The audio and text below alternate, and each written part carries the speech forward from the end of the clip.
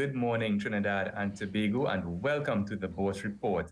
Well, it's Monday again, and today we're taking a look at some financial results from some of our publicly locally listed companies on the Trinidad and Tobago Stock Exchange. And today we'll be taking a look at the full year fiscal 2022 results of Angostura Holdings Limited, as well as the first quarter results of Prestige Holdings Limited. Now, both companies or both groups would have had differing performances over their respective financial periods. Let's take a look at how they would have performed and what investors could expect in the coming months ahead.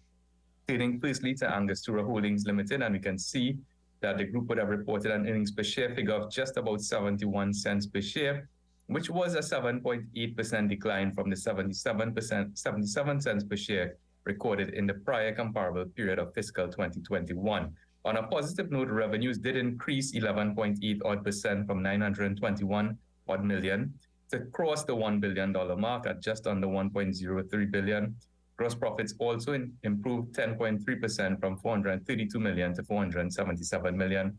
However, in terms of marketing and administrative expenses, there was a fairly significant increase as well as a swing from a credit loss gain to a credit loss expense over the course of fiscal 2022 relative to fiscal 2021, and that resulted in a decline in profit for the period of about 8.3% from 158 million to 145 million dollars. Now let's take a look at those revenue trends, and it has been fairly positive over the past couple of fiscal years, despite some of the significant and severe disruptions that would have been associated during those majorly COVID hit years, with that 11.8% increase in fiscal 2022, as mentioned, to just that 1.03 billion. Certainly, revenues trending in the correct direction. On the other hand, profit margins for Angostura have been under a bit of pressure, understandably, given severe supply chain disruptions at the global level, as well as rising input costs in terms of raw materials,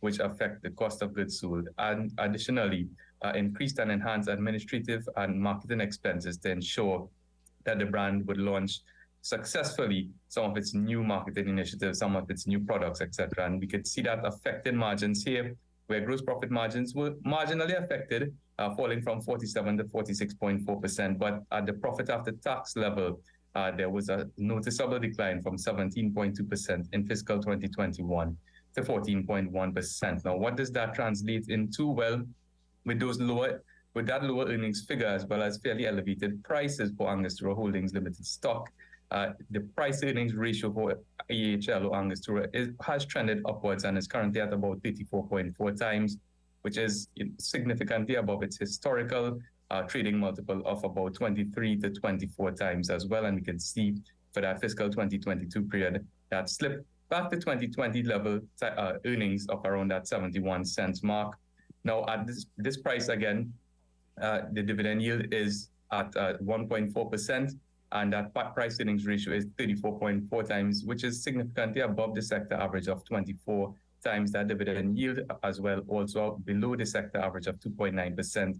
Now, with that robust revenue growth in mind and continuing upward trend, but keeping an eye on those margins, which could improve in subsequent periods as those supply chain disruptions moderate and cost of input materials moderate as well.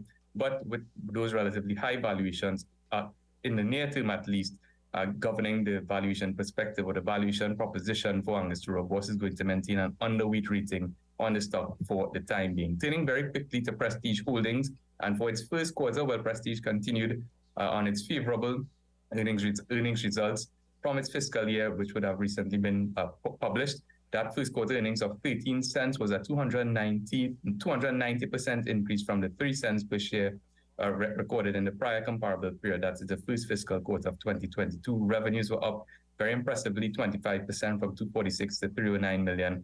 Ultimately, that translated into a profit attributable to owners of $7.8 million, which was a 289% increase from the 2 million recorded in the prior comparable period. Now, we can see for Prestige as well, very similar in terms of upward revenue trends. Not very surprising, given that they would have been significantly affected by multiple closures throughout the course of fiscal 2021 and fiscal 2022, given COVID-19 related restrictions. So revenue is certainly trending up and recovering very well in this first fiscal quarter of 2023. And also profitability margins have going in the right direction generally.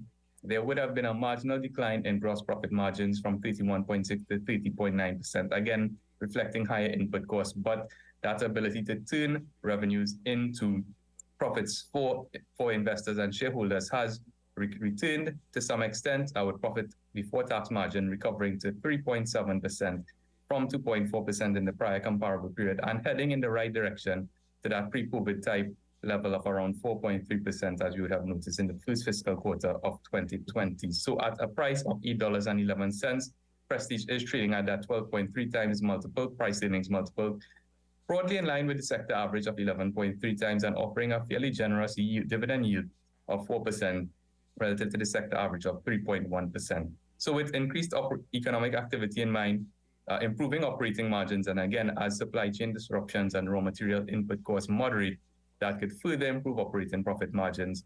And we're keeping our eye on those high input costs in the near term. But again, we expect some moderation going forward.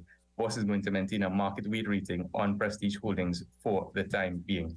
Well, that's it for this week's edition of the Bourse Report. For more information, you can give us a call at 226-8773.